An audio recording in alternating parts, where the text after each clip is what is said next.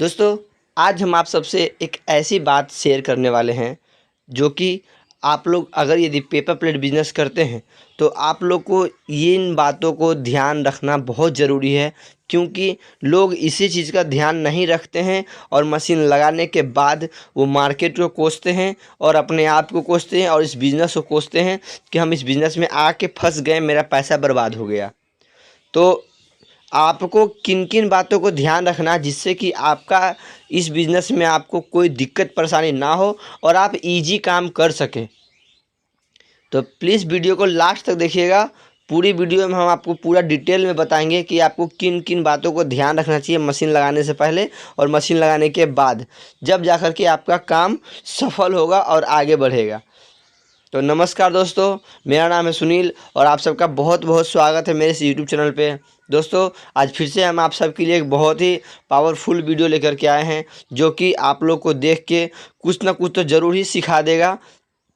तो चलिए वीडियो को स्टार्ट करते हैं। लेकिन अगर यदि आप हमारे चैनल पर नए हैं तो प्लीज़ हमारे चैनल को सब्सक्राइब जरूर करें, साथ ही बेल आइकन को प्रेस करके नोटिफिकेशन को ऑन ज़रूर करें। तो चलिए वीडियो को स्टार्ट करते हैं। दोस्तों, लोग मशीन लगा तो लेते हैं लेकिन उनको बेसिक जानकारी नहीं होती है। मशीन लगाने से पहले उनको किन किन चीज़ों का ध्यान रखना चाहिए आज हम आपको डिटेल में बताते हैं, क्योंकि ये सब चीज़ कोई बताता नहीं है और नहीं पता होने के कारण लोगों को परेशानियों का सामना करना पड़ता है और फिर वो परेशान होकर के महीने 2 महीने 4 महीने में मशीन को बेचने के लिए सोच लेते हैं और अपना काम बंद कर देते हैं। तो दोस्तों, अगर यदि आप लोग मशीन लगाने वाले हैं या लगा रखे हैं तो आपको पहले तो जो अगर लगाने वाले हैं तो इन बातों को ध्यान से सुने। मशीन लगाने से पहले आपको मशीन के बारे में फुल नॉलेज होना चाहिए कि मशीन में क्या क्या कमी आ सकती है और मशीन में किन किन चीज़ों का ध्यान रखना चाहिए, जब जा कर के आप मशीन लगाएं। उससे क्या होगा कि अगर यदि मशीन में कोई फॉल्ट आता है तो आप उसको ठीक कर सकें या फिर किसी मैकेनिक को बुला के ठीक करवा सकते हैं। तो आप मशीन लगाने से पहले आप एक अच्छा मैकेनिक से मिलें, उनसे बात करें और मशीन के बारे में थोड़ी बहुत डिटेल ले लें, जिससे कि मशीन लगाने के बाद आपको परेशानी कम हो। क्योंकि मशीन बेचने के कारण यही होता है ख़रीदने के बाद कि उनको दिक्कतों का सामना बहुत करना पड़ता है। ये मशीन जो है जुगाड़ू मशीन है और इसमें हर दिन आपको कुछ ना कुछ करना ही पड़ता है, जब जा कर के आपका काम ये चलता है। तो अगर यदि आप मशीन लगाने वाले हैं या लगा चुके हैं तो आपको मशीन के बारे में नॉलेज होना बहुत ज़रूरी है। क्योंकि इस मशीन में छोटी सी छोटी फॉल्ट अगर आता है तो आपका काम में डिस्टर्ब होगा और आप काम नहीं कर पाएंगे। दूसरी जो बात है जो आपको ध्यान रखना है वो आपको मटेरियल के बारे में रखना है कि मटेरियल आपको कहाँ से मिलेगा, किस रेट पे मिलेगा और कौन सा जीएसएम आपका मार्केट में ज़्यादा चल रहा है, जिससे कि आप ला करके और मार्केट में कंपटीशन कर सकें।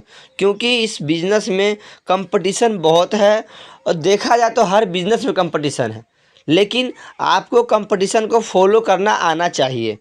अगर यदि आप कंपटीशन में आप सफल हो जाते हैं, कंपटीशन आप कर लेते हैं, तो आप बिज़नेस में कोई सा भी बिज़नेस हो आप उस बिज़नेस को कर सकते हैं। लेकिन हम बात कर रहे हैं पेपर प्लेट बिज़नेस की।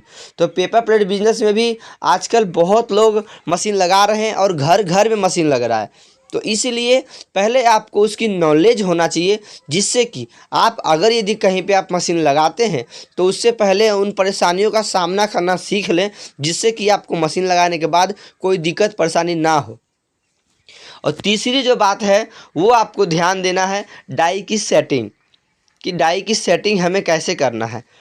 क्योंकि डाई की सेटिंग में भी लोग मशीन ले आते हैं, वहाँ पे तो मशीन वाले क्या करते हैं आपको छोटा मोटा बात बता देते हैं, पूरी डिटेल में नहीं बताते हैं। तो अगर यदि आप मशीन लगाते हैं तो मशीन के डिटेल लें, डाई के डिटेल लें, उसके बाद ही आप इस चीज़ को करें। क्योंकि अगर यदि आपको नॉलेज हो जब ही आप कुछ कर पाएंगे, वैसे कुछ नहीं कर पाएंगे, फिर बाद में मशीन बेचने के लिए आप भी परेशान हो जाएंगे।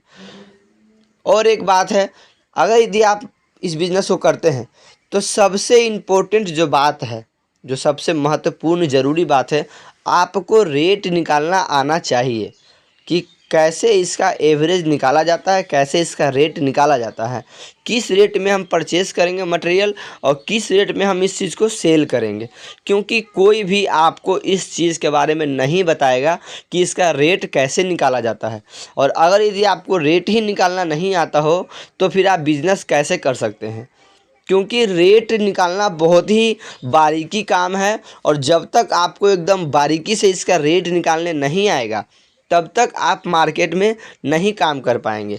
क्योंकि अगर यदि आप कहीं मार्केट में जाते हैं तो आपको कंपटीशन का सामना करना पड़ेगा, कंपटीटर का सामना करना पड़ेगा, और उनसे आप सामना तभी करेंगे जब आपको इस चीज़ के बारे में फुल नॉलेज हो। क्योंकि अगर यदि रेट अगर आपका सही है, जेन्युइन है, तो ही आपका काम चल पाएगा। क्योंकि आजकल जो भी मशीन लगा रहे हैं वो रेट उटपटांग रेट लेकर के मार्केट में जाते हैं और उटपटांग तरीके से ही बात करते हैं, इस वजह से उनका मार्केट नहीं बन पाता है। और फिर लोग कहते हैं कि हमारा सेल नहीं हो रहा है, हमारा मार्केट नहीं बन रहा है, मार्केट में कंपटीशन बहुत ज़्यादा है। तो मार्केट में कंपटीशन तो हमेशा रहेगा, कल भी था, आज भी है और कल भी रहेगा, वो कभी घटने वाला नहीं है। लेकिन आपको उसको टक्कर देने के लिए उतना नॉलेज होना चाहिए जिसको ताकि आप किसी को भी मार्केट में कंपटीशन में टक्कर दे सके। क्योंकि मार्केट में वही बंदा रहता है, कोई भी बिजनेस हो, जो कि कंपटीशन को टक्कर देने वाला हो। अगर आप टक्कर देते हैं तो ही आप उससे आगे बढ़ पाएंगे, नहीं तो आपके जो पहले मार्केट में आए हैं, जो पहले इस बिज़नेस को कर रहे हैं, वही रहेंगे, आप नहीं रह पाएंगे। मेरा ही बात ले लीजिए, जब हम यहाँ पे स्टार्ट किए थे तो मेरे पीछे 7 साल 8 साल पहले लोग यहाँ पे मशीन लगा रखे थे, दूर दूर पे, हमारे आसपास में नहीं। तो हमें नॉलेज होने की वजह से हम इस बिज़नेस में आगे बढ़ पाए हैं। और जो मेरे 8 साल पहले से यहाँ पे जो काम कर रहे थे, आज उनको भी हम पछाड़ दिए हैं, वो मेरे ही पीछे हैं, वो हमसे भी आगे नहीं हो पा रहे हैं। और जहाँ तक की बात की जाए तो उनका मेरे पास कॉल भी आते रहते हैं हर वक्त। वो कुछ ना कुछ बहाने करके करते रहेंगे कॉल कि आपका क्या कैसा काम चल रहा है। तो हम तो बताए थे कि हमारा काम अच्छा खासा चल रहा है और बढ़िया चल रहा है। और उनको भी मार्केट में जहाँ भी वो जाते हैं उनको मेरा नाम ही सुनने को मिलता है। वो साफ कहते हैं कि हमें वो वहाँ से माल आता है और वो इस रेट पे दे जाता है। और रेट कम देते हैं हम, फिर भी हमारा मार्जिन अच्छा खासा हो जाता है, क्योंकि हमें रेट निकालने के लिए आता है। और हम इतना ज़्यादा रेट निकालते हैं, इतना बारीकियों से रेट निकालते हैं कि हम एकदम जीरो से 1 पैसे भी हम इधर उधर नहीं होने देते हैं, और 1 पैसे से भी हम रेट निकाल लेते हैं, पैसे पैसे में रेट निकालते हैं। तो इसीलिए आप लोग को भी अगर मार्केटिंग करना है, इस बिज़नेस में अच्छे तरीके से ग्रो करना है, तो आपको रेट निकालना आना चाहिए, जब जा कर के आप इस बिज़नेस में आगे बढ़ सकते हैं।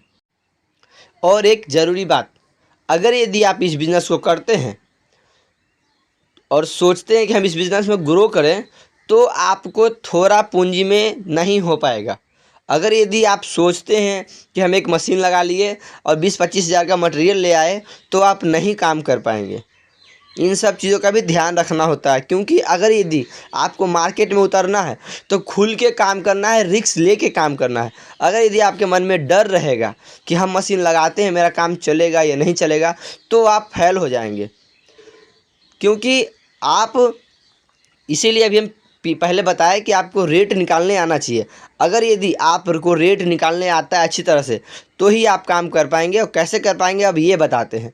अगर यदि आप रेट निकाल लेते हैं तो आपको क्या करना है कि माल जो है थोक में बनाना है, ला करके स्टॉक में माल बना के रखना है। क्योंकि आपको अपने ऊपर कॉन्फिडेंस होना चाहिए कि हम जो रेट निकाल रहे हैं वो जेन्युइन रेट है और मार्केट में टक्कर देने वाला रेट है। तो आप माल पहले स्टॉक बना के रखें, थोक में माल लाएं और फिर आप बनाएं, उसके बाद मार्केट में जाएं। क्योंकि अगर यदि आप 25,000 या 50,000 का मटेरियल लेते हैं और आप 75,000 80,000 का मशीन लगा लेते हैं, तो उससे बिजनेस नहीं होता है। लोग कहते तो हैं कि छोटा पूंजी से स्टार्ट हो जाता है, लेकिन छोटा पूंजी से स्टार्ट नहीं होता है।